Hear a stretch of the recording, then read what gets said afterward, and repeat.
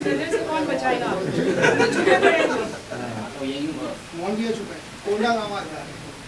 वो सामाजिक कार्यक्रम है और वहाँ शपथ ग्रहण समारोह भी है कलार समाज का, और उसी में जा रहा हूँ। भारतीय जनता पार्टी उत्सव मना रही है, सदस्यता बना रही है, सदस्य बना रही है, ग्रहण करवा रही है। क्या सोशल इंजीनियरिंग कर रहे हैं उन लोग, अलग अलग समाज के प्रमुखों को शामिल कर रहे हैं? तो इसमें क्या दबावपूर्ण तरीके से हो रहा है या स्वेच्छा से लोग आ रहे हैं? देखिए, एक केवल आईवास है लोगों को ये बताने के लिए, देखो भारतीय जनता पार्टी में लोग आ रहे हैं, ये बताने के लिए वो इस प्रकार से। अब जैसे अनुज शर्मा है, कौन नहीं जानता, पिछले कितने चुनाव में अनुज शर्मा भारतीय जनता पार्टी प्रचार किया है ना। उसकी दोस्ती किसके साथ थी ये सभी जानते हैं। यदि वो भारतीय जनता पार्टी में शामिल हो गया तो बताने के लिए भारतीय जनता पार्टी शामिल हो गई था, तो इन्हीं का और कुछ समाज के पदाधिकारी शामिल हो गए। तो समाज जो आदमी किसी दल में नहीं है वो शामिल हुआ है, तो दल छोड़ के तो नहीं आया है। तो सदस्यता मतलब 10 लाख सदस्यता बाद भी छूट गया था लगता है। और कोई सवाल? आप लोग भरोसे का सम्मेलन कर रहे हैं, दुर्ग दौरे पे आने वाले हैं 22 जून को। अमित शाह भी आ रहे हैं और इसी महीने मोदी जी भी आ रहे हैं, जेपी नड्डा, मोदी जी भी अगले महीने आ सकते हैं। यहाँ आप लगातार हर सम्मेलनों में हैं, प्रभारी हैं, और वहाँ पे सारे राष्ट्रीय नेतृत्व को बुला रहे हैं। मैं तो अभी बस्तर गया था तो वहाँ कहा जा रहा था कि प्रधानमंत्री जी आने वाले हैं। उसके बाद जब यहाँ आए तो पता चला गृह मंत्री जी आने वाले हैं, और आप बता रहे हैं कि नड्डा जी आने वाले हैं। भाई चुनाव नजदीक है तो आएंगे ही, हैं? केजरीवाल भी आने वाले हैं। और चुनाव है ना भाई, सब आएंगे। तो 4 महीने अभी घूमेंगे छत्तीसगढ़, जो बदला हुए छत्तीसगढ़ है उसको देखेंगे। ये 4.5 सालों में जो हमने काम किया है, किसानों के, मजदूरों के, गरीबों के, आदिवासियों के, महिलाओं गाँव के हित में जो काम किया है उसको देखेंगे। केंद्रीय नेतृत्व के आने से क्या प्रभाव पड़ेगा छत्तीसगढ़? चुनाव नजदीक है, केंद्रीय नेतृत्व भी आ रहा है, भाजपा केंद्रीय नेतृत्व के सहारे ही चुनाव लड़ने वाली है। देखिए, केंद्रीय नेतृत्व के सहारे में कर्नाटक में चुनाव लड़ते देंगे, क्या होगा बस यही है। लीडर ऑफ ऑपोजिशन है पश्चिम बंगाल के शुभेंदु अधिकारी, उनका आरोप है जो बालासोर की घटना हुई है जिसमें ट्रेन का जो हादसा हुआ उसके पीछे टीएमसी जिम्मेदार है। देखिए, ये जो आरोप लगा रहे हैं तो टीएमसी उसके जवाब देने के लिए वो सक्षम है। और जहाँ तक के बालासोर जो दुर्घटना हुई है बेहद दुर्भाग्यजनक है। जो रेल मंत्री ये कहे कि 1 किलोमीटर पहले से जानकारी हो जाएगी यदि कोई दूसरे तरफ से ट्रेन आ रही है, कवच तो कवच तो छिन्न भिन्न हो गया, और इसमें 300 लोगों की जानें चली गई, 900 से अधिक लोग घायल हुए।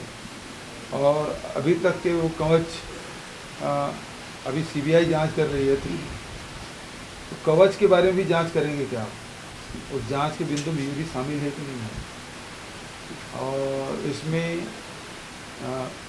जो अभी तक के भारतीय जनता पार्टी की केंद्र सरकार के द्वारा केवल ऑर्नामेंटल सुधार करने का काम किया, मतलब प्लेटफॉर्म चमका दो और वंदे भारत ट्रेन चला दो, लेकिन ज़रूरत की जो चीज़ें हैं वो तो बंद पड़ी। छत्तीसगढ़ में 24 ट्रेनें बंद हो गई, और केवल कोयले वाली ट्रेन है, गुड ट्रांसपोर्ट है, वही भरे लोग चलाते रहे हैं। इससे आम जनता तो तकलीफ में आई, क्योंकि वंदे भारत का किराया इतना है कि आम जनता उसके जेब के क्षमता के बाहर है। घोटालों की बारात भारतीय जनता पार्टी आज निकालने वाली है। 15 साल वाली बहुत लंबी लिस्ट है, देखो छूट जाए तो हम लोग दे देंगे।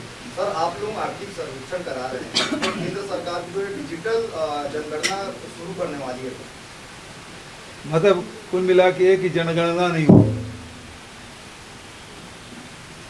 दूसरा आर्थिक सर्वेक्षण नहीं होगा, योजनाएं बनेगी कैसे? भाई खड़गे जी, राहुल जी लगातार ये मांग कर रहे हैं, दूसरे विपक्षी दल के लोग मांग कर रहे हैं कि जाति जनगणना होना चाहिए। क्योंकि इन 75 सालों में जहाँ हम लोग पहुँचे हैं, ऐसे चाहे वो SC हो, ST हो, OBC हो, अपर क्लास के लोग हो, माइनॉरिटी हो, उसमें बहुत सारे ऐसे जातियां हैं जो पिछड़ गई। तो जब तक कि उसका सामाजिक सर्वेक्षण नहीं होगा, आर्थिक सर्वेक्षण नहीं होगा, पता कैसे चलेगा कि अपर क्लास में भी देखेंगे बहुत सारे ऐसी जातियां हैं जो अपर क्लास में तो आते हैं, लेकिन उनकी आर्थिक स्थिति उसमें कोई बदलाव नहीं आया है, बल्कि कमज़ोर हो गया है। SC में, ST में देखेंगे, OBC में देखेंगे, बहुत सारी जातियाँ हैं जो उसका लाभ नहीं ले पा रहे, वंचित हैं। तो आपके पास यदि डाटा होगा, घर घर जब तक कि नहीं जाएंगे तब तक कि आप जानकारी कैसे इकट्ठा कर पाएंगे, और जब आपके पास कोई जानकारी नहीं होगी तो योजना किस प्रकार से बनाएंगे। क्योंकि जैसे अब आवास के बाद खूब हल्ला कर रहे थे भारतीय जनता पार्टी को, हम लोगों ने कहा हम आर्थिक सामाजिक सर्वेक्षण करा देते हैं, और हमने कराया, हमारे पास अब रिपोर्ट मतलब सारे डाटा आ गए हैं। अब उसको व्यवस्थित कर रहे हैं, परीक्षण भी कर रहे हैं। तो वो कितने आवासहीन हैं, किसके पास एक कमरा है, जैसे एक कमरे एक मकान है, 2 कमरे एक मकान है, किसी पास कच्ची है, किसी को पक्की है, कौन गैस सिलेंडर उपयोग कर रहा है, कोई नहीं कर रहा है, शौचालय का उपयोग हो रहा है, नहीं हो रहा है, ये जानकारी हम लोग ले रहे हैं। तो वो जब डाटा हमारे सामने कैबिनेट के सामने रखा जाएगा विभाग के द्वारा, तो उसमें फिर योजनाएं बनेगी। तो जब हम 1 महीने के भीतर में पूरे छत्तीसगढ़ में कर लिए हैं, तो देश में क्यों नहीं किया जा सकता? तो उसको डिजिटल करने की क्या ज़रूरत है? डिजिटल में क्या पता चलेगा? जब तक कि आप घर में तो सारे लोग लिख देंगे हम आवासहीन हैं, तो क्या मान लेंगे? जब तक कि सरकारी कर्मचारी घर में जाके खुद अपने आंखों से नहीं देखेंगे, उनके घर के मुखिया से लेकर जानकारी नहीं भरेंगे, तो वो जो डाटा आएगा वो विश्वसनीय नहीं होगा।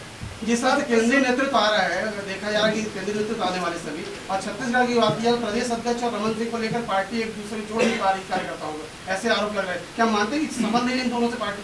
देखिए, चुनाव आते आते प्रभारी और मत बदल जाए, मुझे इस बात की चिंता है।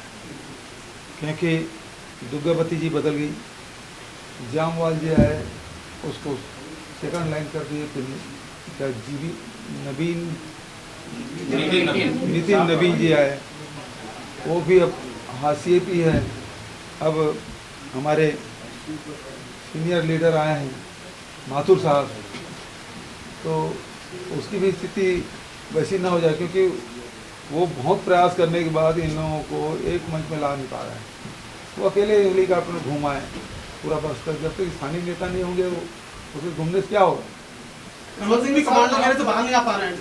सर, रमन सिंह कमांडो घेरे से बाहर नहीं आ पा रहे, इसलिए दूरी बनने का कार्यकर्ता हो, ऐसे भी आरोप लग रहे हैं। भाई वो कार्यकर्ता से दूर हो गए, पब्लिक से दूर हो गए, लेकिन कमांडो घेरा और बढ़ते गया है। भूतपूर्व होने के बावजूद भी वर्तमान मुख्यमंत्री से ज़्यादा सुरक्षा है। सर, आप लोग भरोसे का सम्मेलन कर रहे हैं, इसके अंदर भारतीय जनता पार्टी बुद्धिजीवी सम्मेलन करने की तैयारी, जिसकी शुरुआत के रूप से हो रही है, इसमें वो माथुर और उनके दूसरे सही के नेता है। आप लोग जो योजनाएं, उसके बारे में कुमार विश्वास जी उज्जैन में कुछ बोले थे। सर, कांग्रेस जब विपक्ष में रही तो पिछले चुनाव के समय बीजेपी का अक्सर सवाल करती थी कि आपका दूल्हा कौन है। बीजेपी की सिमिलर स्थिति है, अभी कांग्रेस उनसे पूछ रही है कि दूल्हा कौन है। बीजेपी बता, हम लोग नहीं पूछ रहे हैं। बीजेपी तय क्यों नहीं कर पा रही कि उनका दूल्हा कौन है? उसको तो ये सवाल तो उन्हें पूछना चाहिए, क्योंकि वो तय नहीं कर पा रहे हैं। 15 साल के मुख्यमंत्री को बिल्कुल पीछे धकेल कर रख दिया गया, और ना सामने कौन आएगा वो 2-2 बार बदल चुके। तो पहले विष्णुदेव सहायक बदल दिए, फिर अरुण साहू जी आ गए, धर्मलाल कौशिक जी थे उसको बदल दिए, नारायण चंदेल जी आ गए। तो अभी एक्सपेरिमेंट चल ही रहा है। ठीक है, थैंक यू सर।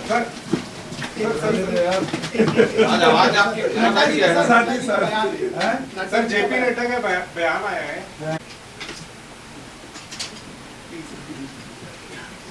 कब दिए?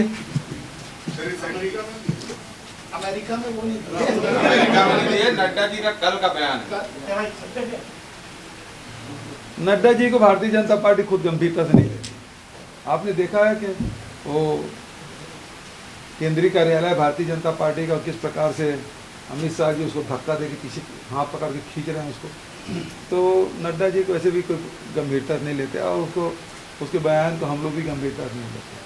और उसके जब से वो अध्यक्ष बने हैं वो अपने प्रदेश में हरा दिए अपनी पार्टी को, और फिर उसके बाद अब कर्नाटक भी हो गया है, तो लगातार नड्डा जी, अब उसको चुना कौन है ये आज तक नहीं पता चला, दूसरा कार्यकाल, तो उसके बाद वो कौन गंभीरता से ले। और जहाँ तक कि राहुल जी की बात है, तो राहुल जी तो नफरत के बाज़ार में मोहब्बत की दुकान खुले हुए हैं, और जहाँ जाते हैं वो प्यार की बात करते हैं, मोहब्बत की बात करते हैं, जोड़ने की बात करते हैं, और उसको तकलीफ है क्योंकि बिना लड़ाई झगड़े के भारतीय जनता पार्टी का अस्तित्व खतरे में पड़ जाएगा। जब तक के दो समाज के लोग नहीं लड़ेंगे, दो धर्म के लोग नहीं लड़ेंगे, दो भाई भाई नहीं लड़ेंगे, तब तक इनका स्वार्थ सिद्धि नहीं हो सकता। ठीक है।